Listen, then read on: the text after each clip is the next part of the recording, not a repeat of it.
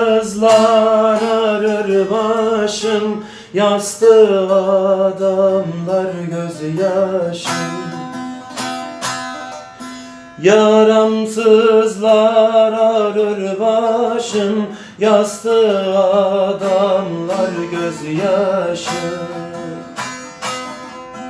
Tabutumu kaldırmayın, yanımda yok bir kardeşim, yanımda yok bir kardeşim, yanımda yok bir kardeşim.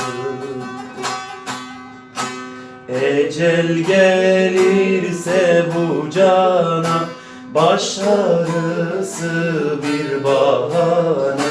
Mezar taşıma yazsınlar, bugün bana, yarın sana. Ecel gelirse bu cana, baş ağrısı bir bahane. Mezar taşıma yazsınlar, bugün bana, yarın sana.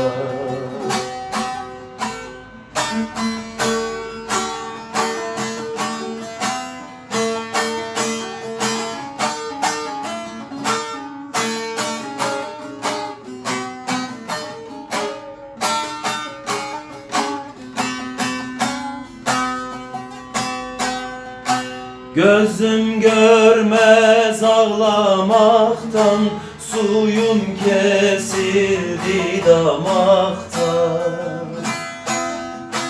Gözüm görmez ağlamaktan, suyum kesildi damaktan.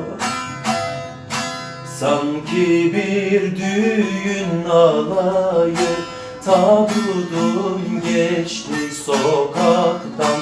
Sanki bir düğün alayı, tabutum geçti sokaktan. Ecel gelirse bu cana, baş ağrısı bir bahane.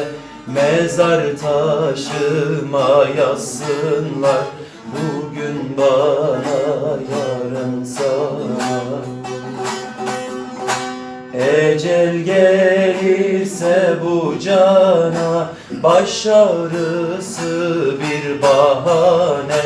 Mezar taşıma yazsınlar, bugün bana, yarın sana.